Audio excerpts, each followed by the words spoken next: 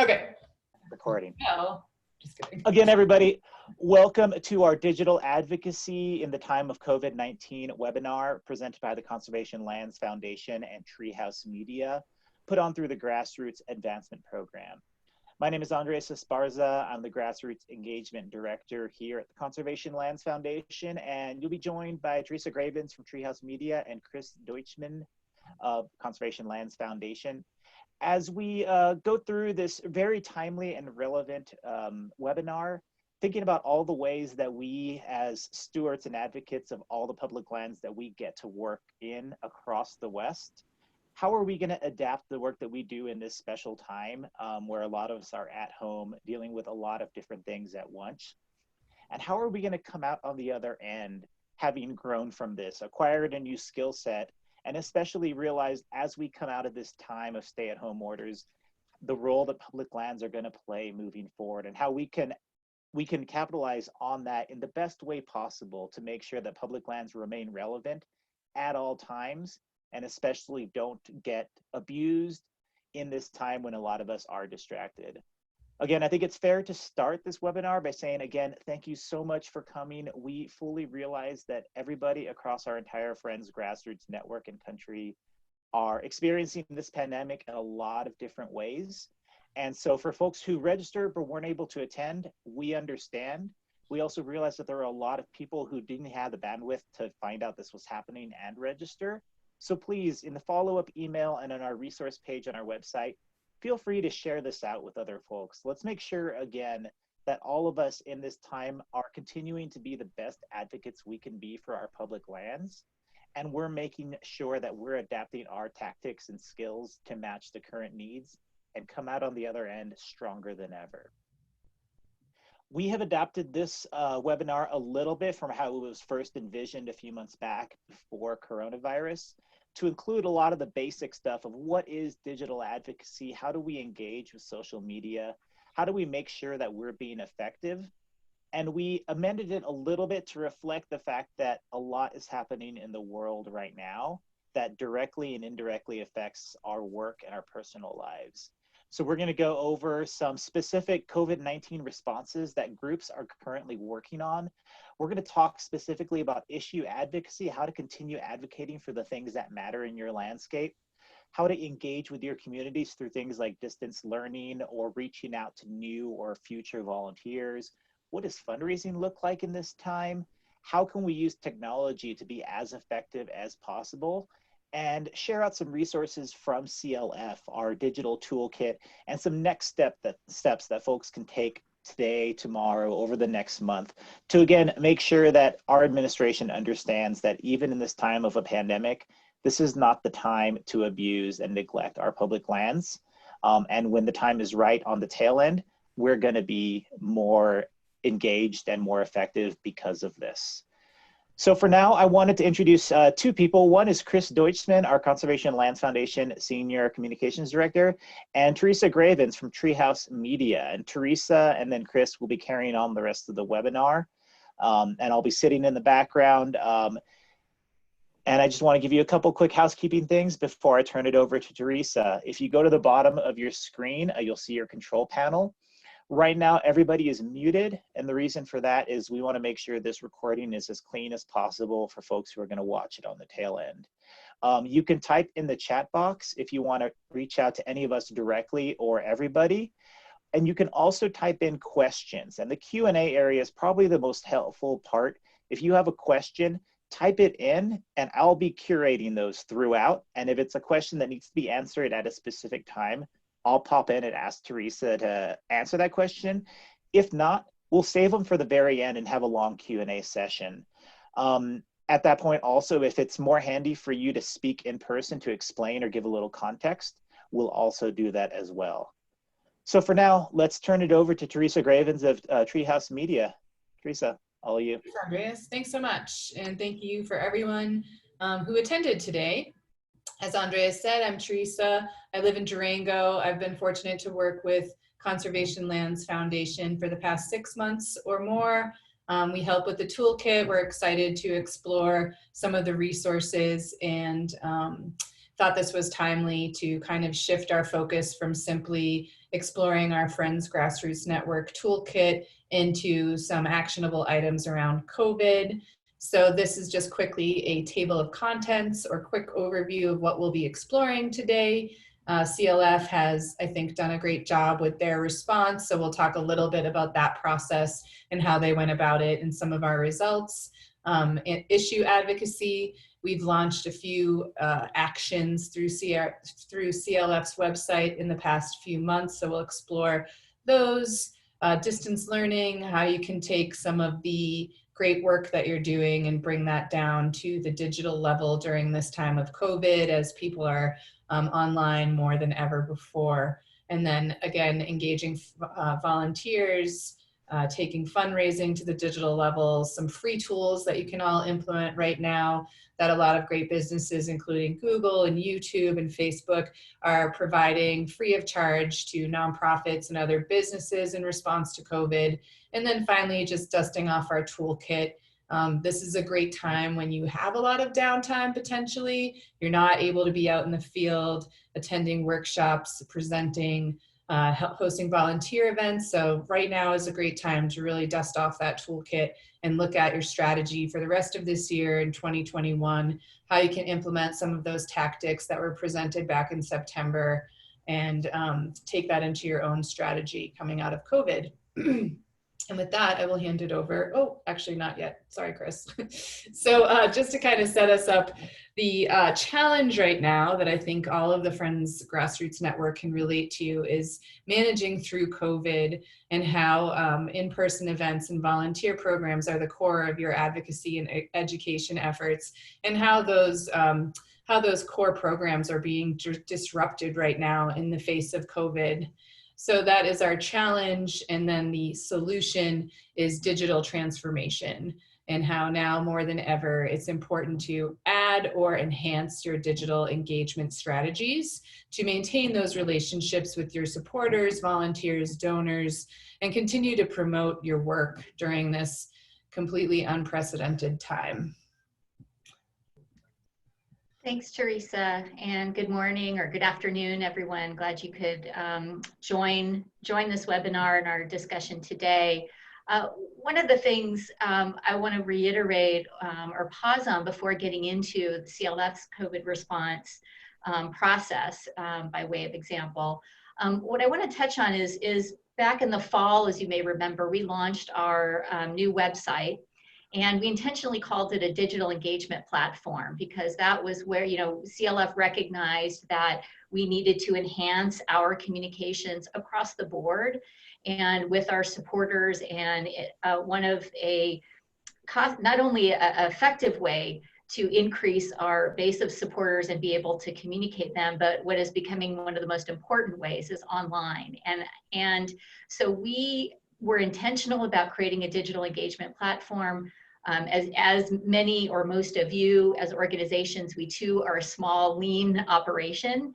And so we were able to commit some resources to bring on Teresa and her team to help us with this, which I will reiterate at the end, we will make available, as we do with all of our programs at CLF, to you as you enhance your communications and digital communications program.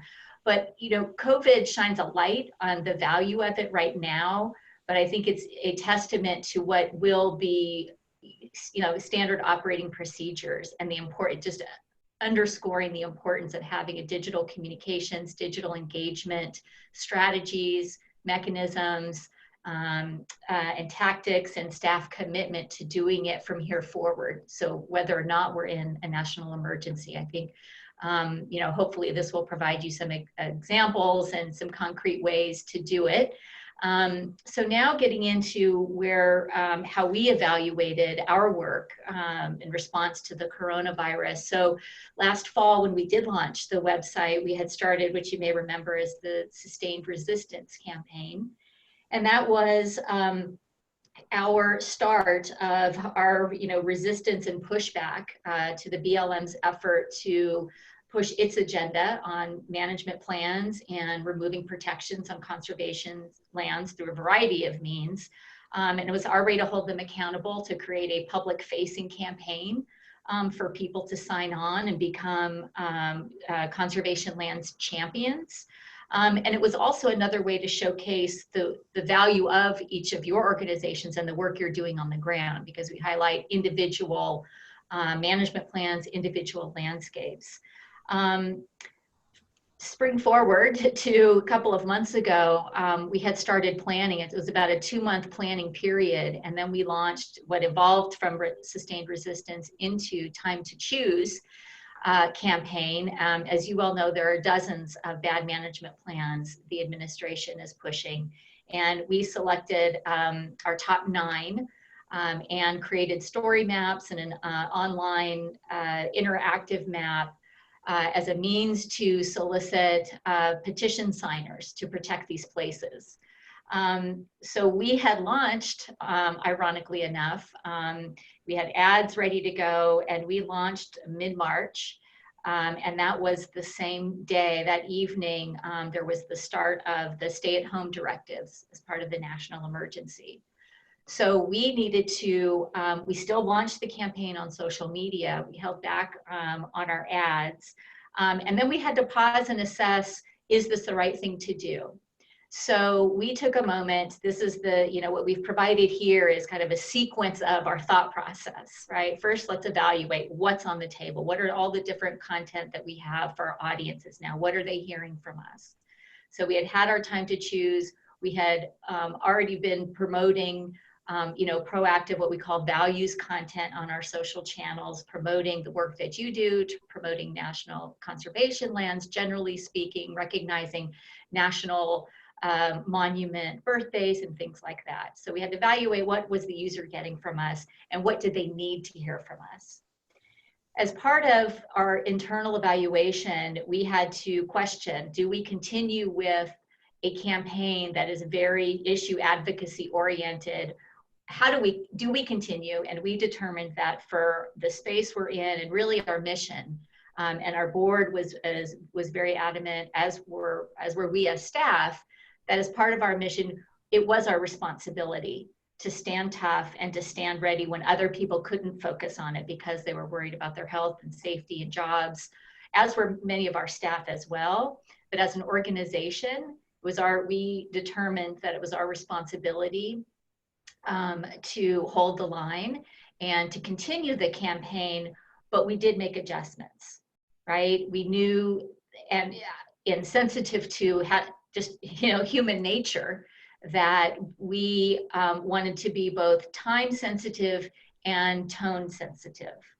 And so our adjustments were those two folds. And in terms of timing, we pulled back the cadence of an aggressive push, so people would be hearing from us and we would have all kinds of content and ads, and so we couldn't be ignored because we knew the administration was pushing as hard as they could.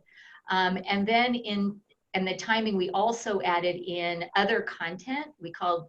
Internally, we called them love notes, so that we could balance this push and pull of, there's things happening that we want you to be aware of, and if you want to take action, we want to give you that opportunity, and then balance it with, but remember why we care about these places so much and how they can connect us in this time of great uncertainty.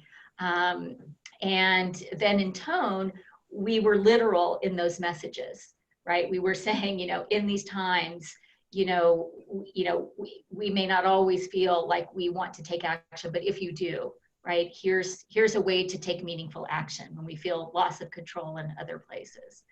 So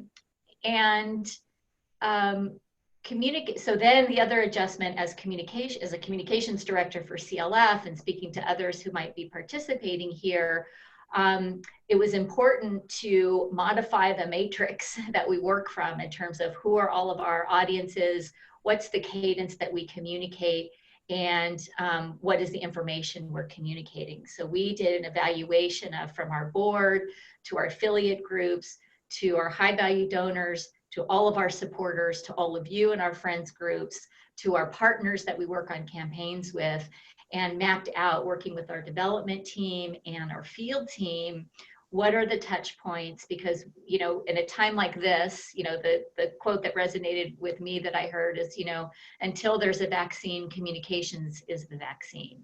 And so, and we have gotten positive feedback from our board. We're sending weekly updates as a compilation to our board and our affiliate groups, sending regular updates to our community, convening our community conversations twice monthly now. Andres, as you know, has increased his Friends Grassroots Network calls. So we really increased the communications cadence.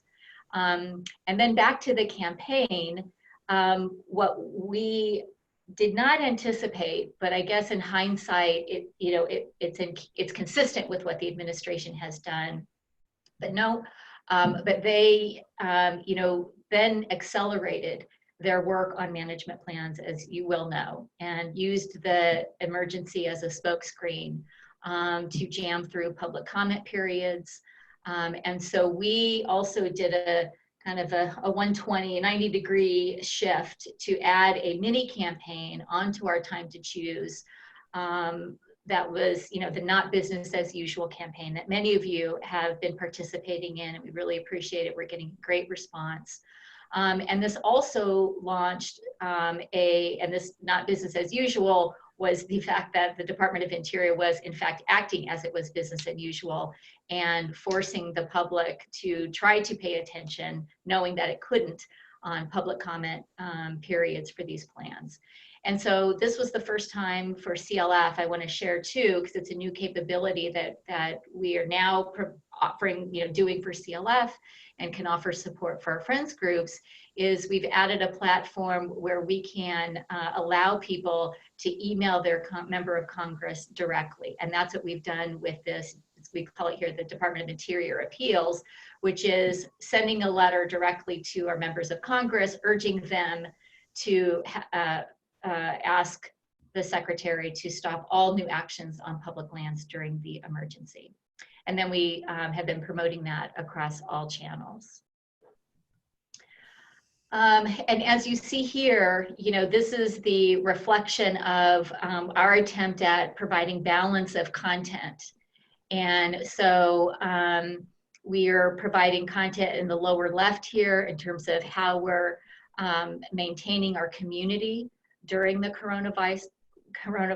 As Andre said, we want to maintain, it's our responsibility and our mission to keep the protection of public lands as prominent as possible. And as we're now seeing here on the short horizon, or it's even, you know, we're starting to see news articles and other groups' attention as we are doing in terms of the public land as a solution, you know, to help prevent these types of pandemics and keep our biodiversity healthy. So we have content around coronavirus specifically, and also we provide insights there to the fact that it's also affecting our own staff and our own people, you know, creating the human connection.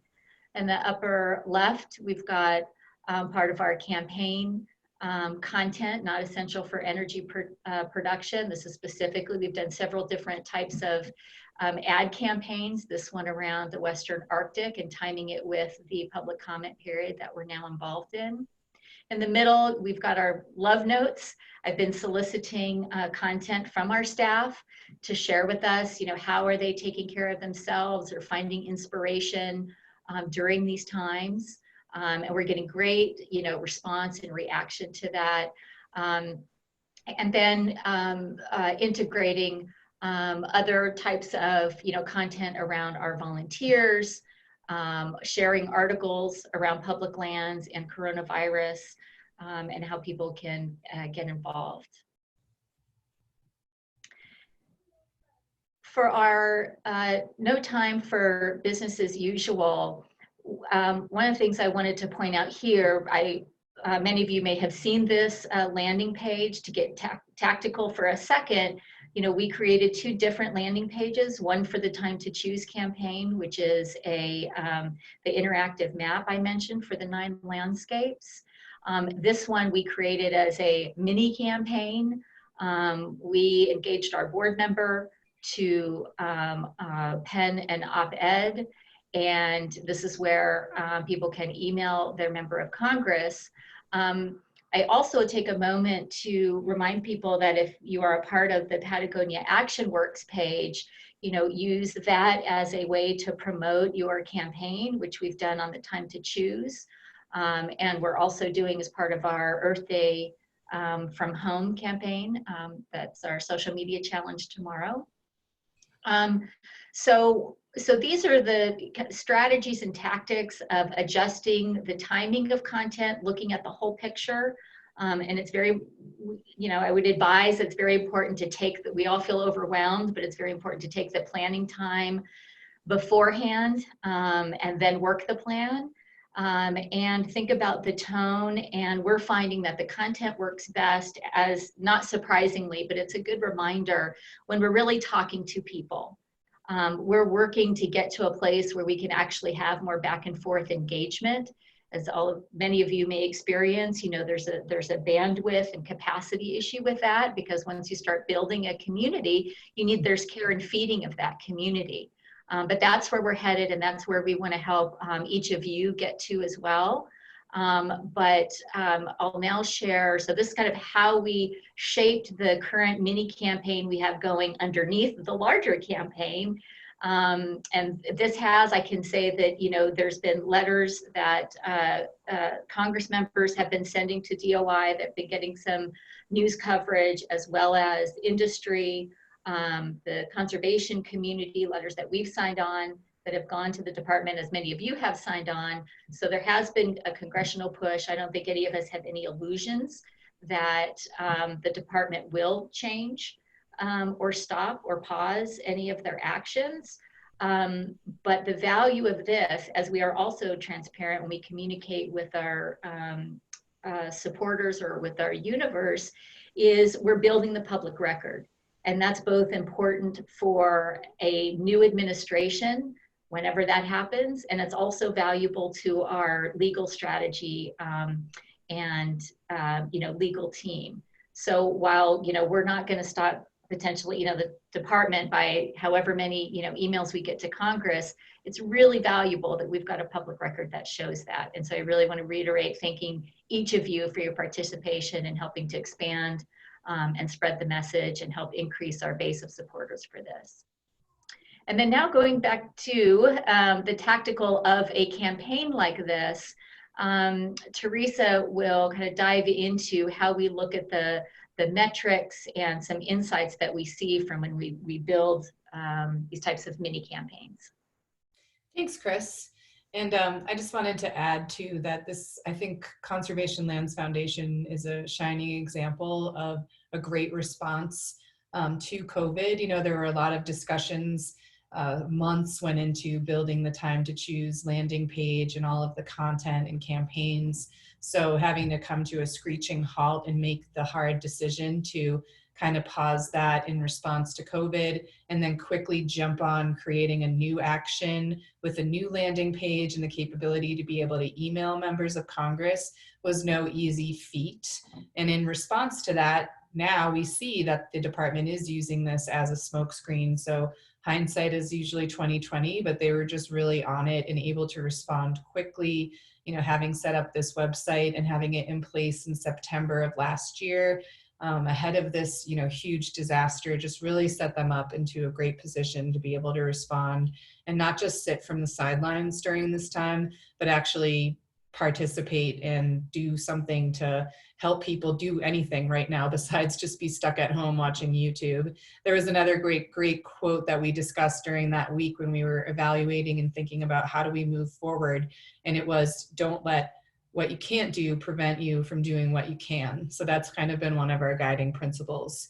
And with the website build, all of the content that we created in a couple of weeks' time, I just wanted to share some of their Google Analytics with you all to show the results of this campaign, which, literally, as you can see from the timestamp here, was just launched about 2 weeks ago. And we this could be a potential future webinar subject for the Friends Network if it's something that you're interested in evaluating your own website performance by using Google Analytics and the free tools that are available to you. We've heard a lot from you that you'd like to know what type of content is the best, content best practices. And so some of the tools that we're going to explore today and would like to explore further for future webinars will be included. So here's just a quick look at there in the past quarter. So since January 1st, this is a little peek at Google Analytics and the most popular pages during this time period on CLF's website. And as you can see, our brand new suspend policy changes on public lands, which has been active for just about 2 weeks, has been by far the most popular. And now we are, for full transparency, we are supporting this campaign with Facebook and Instagram ads to drive traffic. Something we'll talk about a little bit more in future webinars, and the toolkit explores this, but it's really hard with Facebook anymore to have organic reach without paying to play. It used to be that 10, 15 years ago, anyone could throw up a Facebook page, whether it's a business or a person, and we were all treated equally. But as we've seen, Facebook has evolved into this sophisticated marketing engine and advertising engine right up there with Google, and they're not giving it away for free anymore. So if you have a big campaign, we highly suggest exploring Facebook advertising. It's affordable, it's highly targeted, and as you can see, it can yield really great results. Then this right here, line 2, is their homepage. So our policy DOI appeals has more traffic in the past quarter than the homepage. And then our third most popular page is the Time to Choose campaign. And these represent unique visitors. So we've had 8,000 and this was a couple of days ago, so I anticipate that these numbers are even increased today, but just under 8,500 people, individual people, have visited this page in 2 weeks. And I think that goes to show how many people out there right now are yearning for something that they can do. It goes to show more people than ever are online right now. So this was just a really great example of an effective campaign at the right time. Time to Choose, we got started in March and it was strong, and then we put things on pause, but we still saw about 2,000 unique visitors engaging with that page. And on our next slide here, with Google, we established some goals. So a goal completion would be when somebody, for example, signs up for your newsletter. And you can set these up in Google Analytics yourself pretty easily, so that, again, you can interact with the content on your site, how your users are interacting with it to help inform your content best practices. If you're finding a page, someone comes to see the page and then they quickly leave, it may be time to evaluate and look at that as to why this is happening and make adjustments as needed. So we established a goal that anytime someone sent a letter to their member of Congress using our tool for the DOI appeals, that was tracked as a goal. So as you can see, as of this weekend, we had just under 1,100 people send those letters in 2 weeks' time, which we're pretty proud of. Time to Choose, we've had just under 500 petition signatures. And again, just in the past month, as we've been working really hard to launch these new web pages and these campaigns, we're seeing really great results so far. And this 0 just means we're not an e-commerce website. We're not selling anything. So just wanted to clarify. We do have some donors, and that's another goal that we've established. So when we get donations and someone finishes that process, Google can track that for you as well, which I think can be helpful, especially to the Friends Network. And then with Time to Choose, these campaigns, obviously with CLF and their position is much more on the national level with advocacy, and of course working with regional partners like yourselves. For you guys, it would look a little bit different because you're serving your local communities in these regions versus taking on these bigger national advocacy actions. But hopefully we can all continue to work together by providing you all with the tools to help us push out these actionable messages. And then we just wanted to highlight and recognize the fact that a lot of the Friends Network are already, well ahead of the curve with the response to COVID and implementing virtual experiences and online learning and other great tactics in response to COVID. I found so many wonderful examples of what you're all doing, so kudos to you. And here's just a couple of examples. Up here we have Protect Bears Ears, which we think is a really interesting, sorry, that's Utah Dinya Bakea, and they are in a really interesting position right now that we'll explore a little bit later, where they've had to shift from land advocacy to literally taking a leading role in their community with dealing with quarantine measures and medical and really shifting to social advocacy, and they've done a phenomenal job. So just wanted to give them a shout out. Down here, we have Colorado Canyons Association, who's doing a great job promoting Leave No Trace and anticipating the potential impacts that as Colorado is getting ready to lift stay-at-home orders next week and people are super antsy to get outside right now, we're all thinking about how our trails and our public lands may be impacted by seeing a rush of visitors coming to these places. As we saw last month with the Bears Ears region, Indian Creek, a lot of folks thought it would be a great idea to go social distance in public lands at climbing areas and going backcountry skiing and doing all these kind of things that were in direct contrast to stay-at-home orders, but at the same time, national parks waived the entrance fees during COVID. So it's a very confusing time, but a lot of our Friends Network really did a good job of being that conduit of information and letting people know now is not the time to overwhelm these rural and small communities that maybe don't have the medical facilities should someone from outside the community visiting bring COVID and cause an outbreak. And then we have some other folks. Mojave Desert Land Trust is transitioning from in-person workshops and educational opportunities to online with their online Q&As to celebrate Native Plant Week, when they would probably be normally doing a lot of that in-person, face-to-face. Friends of Sloan Canyon, again, promoting the health and safety aspect and being a conduit of information. And then Friends of Cedar Mesa has done a really good job to protect that rural community from all of the visitors. I read one of the pieces that they sent out. They saw more visitors than they ever had before during the month of March during COVID. So that was definitely a little scary. And then we get into, so what is, digital advocacy and how can we take that, how can we implement these types of strategies ourselves? And just bear with me while I'm getting to my slides here. Again, the new realities brought about by COVID are really making a lot of us adjust to how we're working, pivoting to digital advocacy in place of these face-to-face meetings, tours, or events that you normally all rely on. Again, with the increase of people using social media and online right now, it's just kind of a no-brainer to meet them where they are right now and continue the great work that you're doing. We looked really hard at, is this the right time for us to be pushing these advocacy actions? And again, we obviously landed on, yes, this is definitely the time to do that. So staying connected first and foremost with your supporters, staff, and volunteers. And we'll look at examples of each of these, real-time examples from both CLF and the Friends Network on how you could implement this yourself. Reaching right out in March of what our response is, that we are planning and continuing with our actions, but being very sensitive to what people are going through right now and not just, pushing forward with our agenda and not considering how people are feeling. Engaging on the impacts, which we saw with Friends of Cedar Mesa in the previous slide. We're talking about COVID, how it's impacting the places and the people that we serve, and if we can play a role in that community response and support by doing so.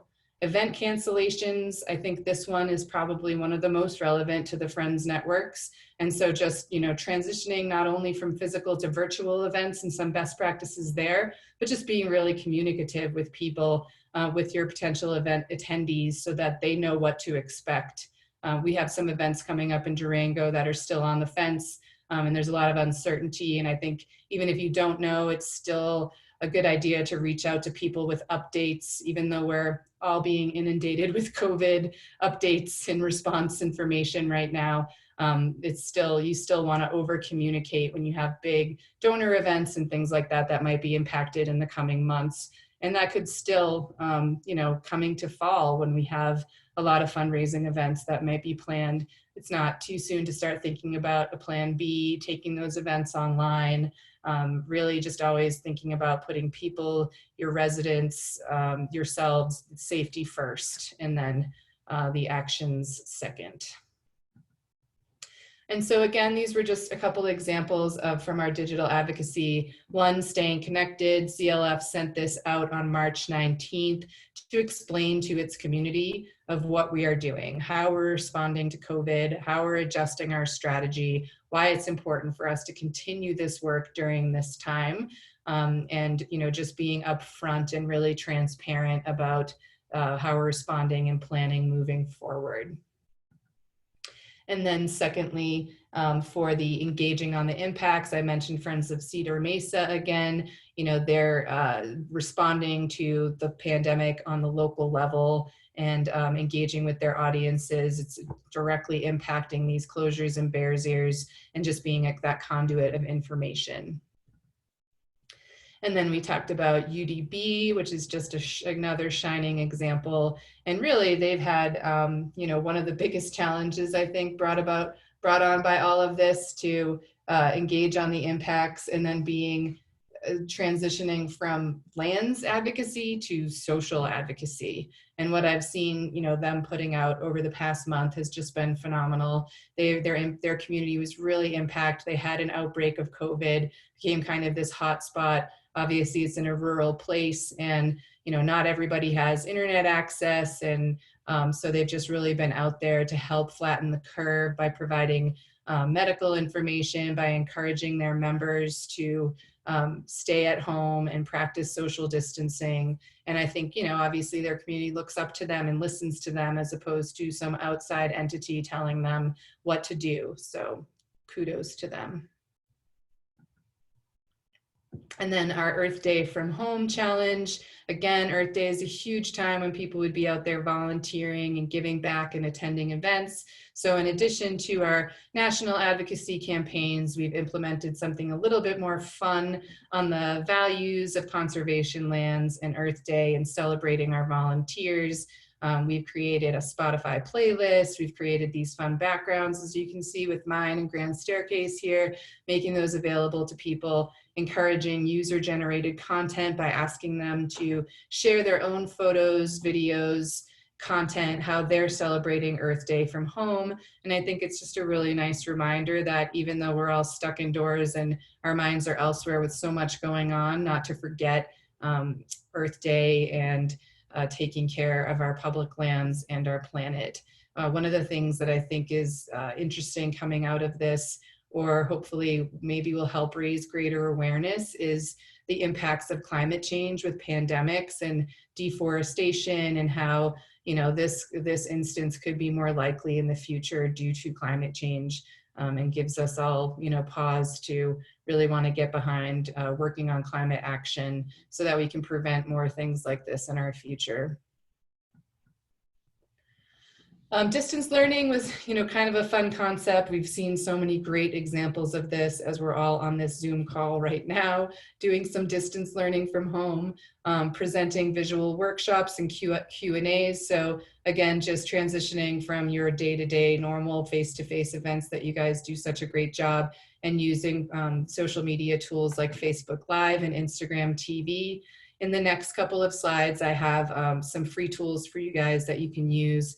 One goes through how to use Facebook Live and is a nice, easy tutorial that anyone really with a little bit of studying over a half an hour can implement on their own.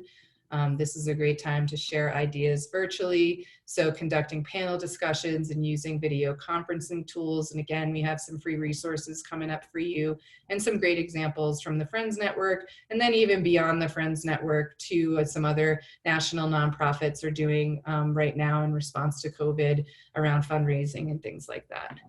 conducting online outreach, so looking at your tools in your toolkit, what channels do you have that you can help further and raise awareness about the impacts that might be coming to your public lands, like we saw with Colorado Canyons Association. So again, just really, while you have this downtime right now, is a great time to audit and take stock of what you guys are doing well in your organization, what you'd like to improve upon, how you can adjust your volunteers to, you know, rather than being out in the field, put them to good use in other areas by helping you with some of these initiatives. And here are some great examples of online distance learning going on right now with Mojave Desert Land Trust. I love this one. They have a tortoise talk with a biologist. Super simple on Facebook. They did this great graphic for their website. They've been promoting it on social media and then put the talk up on Facebook Live where it's accessible after the fact as well. So you can all check it out, and I encourage you to do so because I think they did a fantastic job and got a lot of great engagement. And then we also have Friends of Sloan Canyon here who did this live Q&A with the habitat biologist for the Nevada Department of Wildlife. And I watched a lot of this video while I was creating this deck, and he's just really funny. He had people laughing. They had great response in the comments.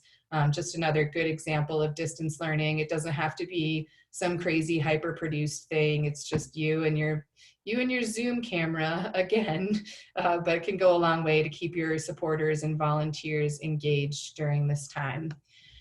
And speaking of engaging volunteers, you know, how do we stay in touch with our volunteers who would normally be out in the field and excited about doing trail work? So again, it just comes back to, as Chris stressed, to communications, you know, reaching out to these people, not just an email blast, but maybe calling. Some folks might be a little technology adverse if you have older retirees who are your volunteers.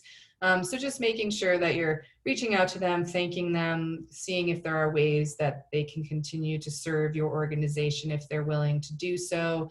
And one super easy thing that we can all do, and that CLF has been doing a good job encouraging social currency. So it doesn't take anything for, as we're all sitting online a lot, for you to hop on over to someone's Facebook page and like, comment, share their work that they're doing.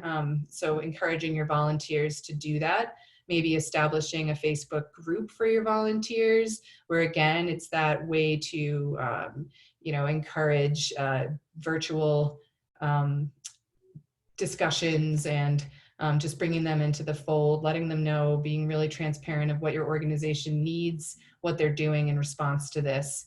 Administrative tasks, that could be, depending on the volunteer and their skill set, a great way to pivot from outdoor work to helping with data entry, or, you know, going through, just like we said, with dusting off your toolkit and auditing your own marketing and communications channels, having a fresh set of eyes to look at your website. If someone on your volunteer team has experience building websites or with marketing, having a few people go through your website to give you feedback, you know, coming up with some fresh content, now is a great time to be doing that. And then identifying any potential virtual volunteer projects that they could assist with.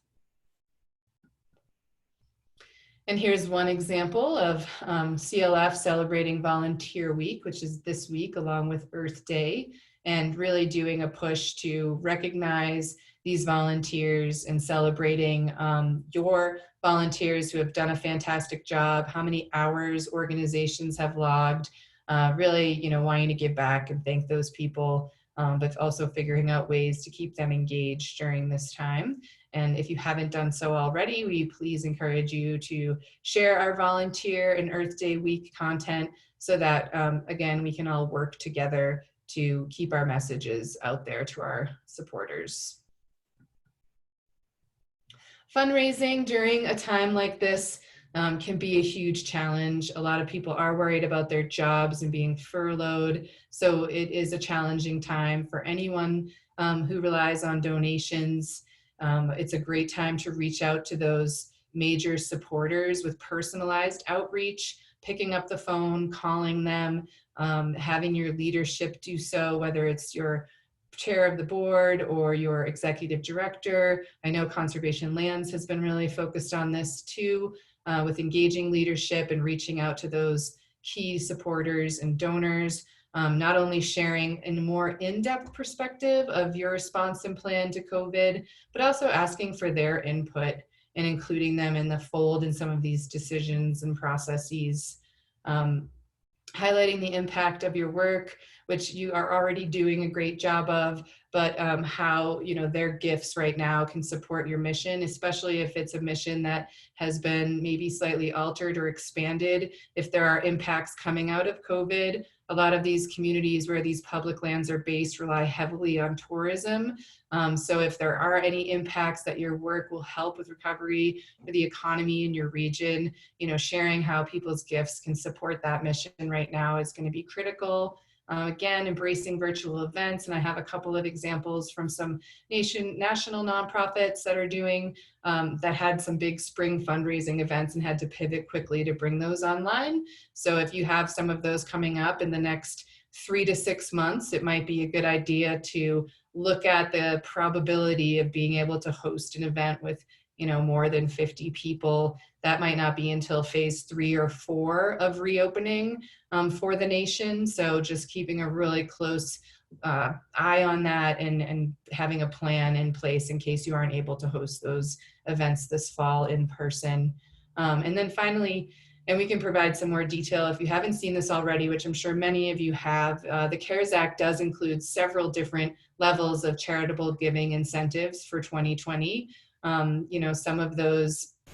Some of the donation caps for people to write off have been expanded. A lot of the rules have been relaxed. So basically they're, trying to give, they're not turning their backs on nonprofits during this, and they're trying to include them in the CARES Act as much as possible by making it easier for people to donate during this time. So I think putting that information out there to your major donors and supporters would be a good idea. And then these are 2 examples from Boston, which is my hometown, although over 20 years ago now. WBRU is the local NPR station there.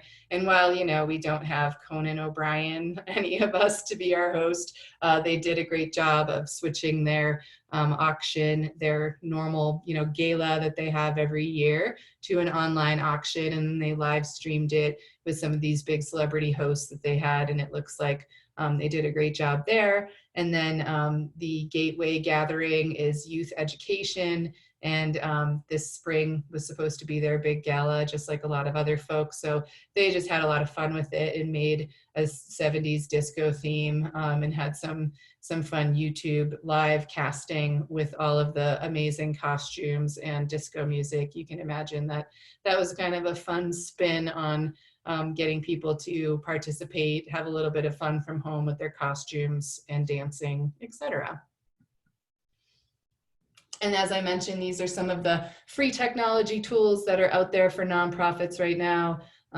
These are all hyperlinked where you can get more information. It's just a quick rundown. Again, big brands like Google, Microsoft, GoToMeeting. Facebook has an entire online course book for nonprofits that I thought was excellent to consider expanding to distance learning and how you can use these free social media tools to do so. And then YouTube has put together a great events playbook for a guide to planning these types of digital events. And as Andrea said, obviously we'll make this presentation available to you all so you can access these tools yourselves. And then finally, we just wanted to revisit our toolkit that you all received back in September. Again, now is a great time to dust off that toolkit. And so, what you can do right now coming out of this meeting, while a lot of us are still on stay-at-home orders, would be to, review the toolkit. And then with the toolkit, there were a number of worksheets to help define your goals, your strategy, who your audience is. Some of the future webinars that we could look at is how to really dig into Facebook and Instagram audience insights, Google Analytics, launching an Instagram page if you haven't done so already. So these are some of the things that we think would be valuable, but we'd really love to hear from you all and what you'd like to learn more about, since we know a lot of you are way ahead of the curve and already doing a lot of these things. So let's just keep the lines of communication open to see how we can help you. And I know we're running out of time, so I'll wrap it up here.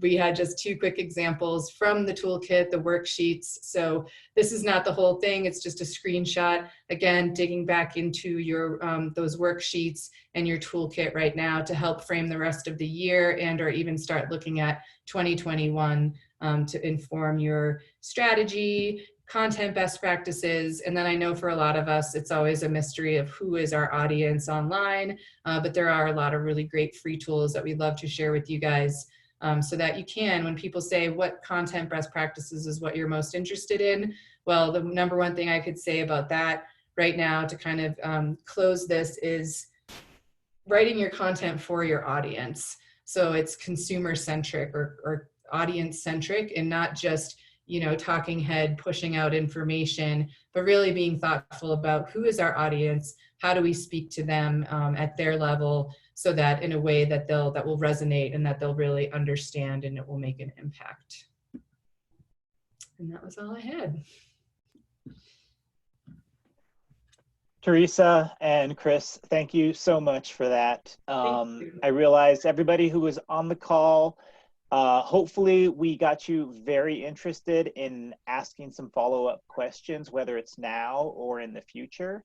For folks who registered and weren't able to attend, again, all of this will be shared. The recording, any additional resources will go out to your emails, and it'll be on our resource library. But I want to take this time right now. If anybody has any specific questions, I would love to open it up to everybody.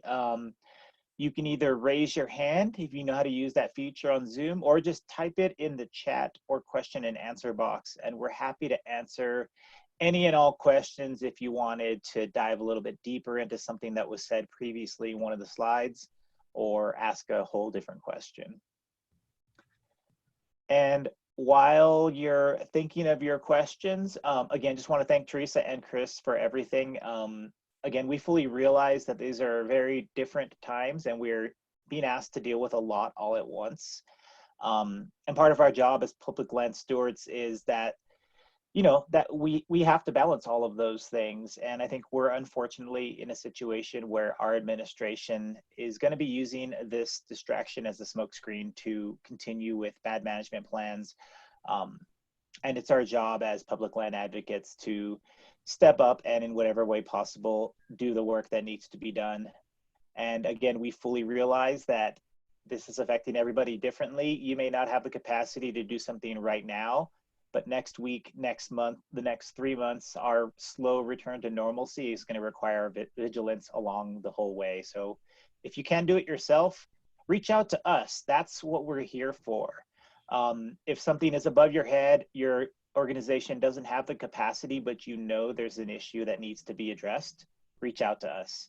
If you need help with comms, any sort of support along the way, reach out to us. We're here. We're only as effective as our entire network is. You're the ones on the ground. You're the ones seeing what's happening. And you're the ones who have the best vision for the future for what normal will look like when we come back. So thank you all for joining. We really do appreciate it. I don't see any questions typed in the chat box or Q&A. So I assume that means Teresa and Chris did perfectly and they answered all of your questions. If you have any follow-up questions, shoot us an email. We'd love to reach out and chat with y'all. Otherwise, Teresa, Chris, anything to close us out? No, just thank you so much for including me and for all the great work that everyone is doing to protect our precious public lands. Yeah, and thanks for just being active participants with the campaigns that we create and send out, and helping to spread the word and sharing your stories with us. And I will make a plug for the campaign we have going tomorrow, Earth Week from Home. It's a social media challenge, and it includes some assets you'll see on the website links that we've been sending you. You can add backgrounds to your Zoom. We've got National Conservation Land backgrounds. We've got Facebook photo frames, a public lands playlist. And we'd love to solicit your selections, and then just post how you're celebrating Earth Day tomorrow with Earth Week from Home hashtag, and tag CLF and 3 to 5 friends and have them do the same challenge, and we can kind of just build some love with each other and sense of community tomorrow. Thank you, Chris. We do have one question from Columba. Digital engagement platform, what is the cost? That's something that I may have to connect you privately with Teresa and Chris about, because I don't think that's an easy question to answer, because your needs may be totally different. You will get a copy of the toolkit in the follow-up email, so any resources we mentioned will get thrown in. And I'm not sure which quote you're talking about, but it will be recorded on this recording, which you'll receive in your email. So you may just have to hunt for it. We had 2 quotes. So one was, don't prevent what you can't do from doing what you can.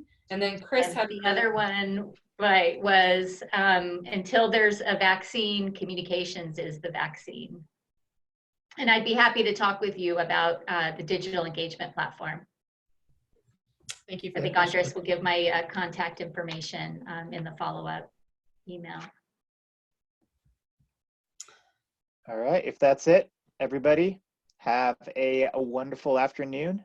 You'll receive this email probably tomorrow morning. Bye. Thanks, everyone. Thank you. Bye.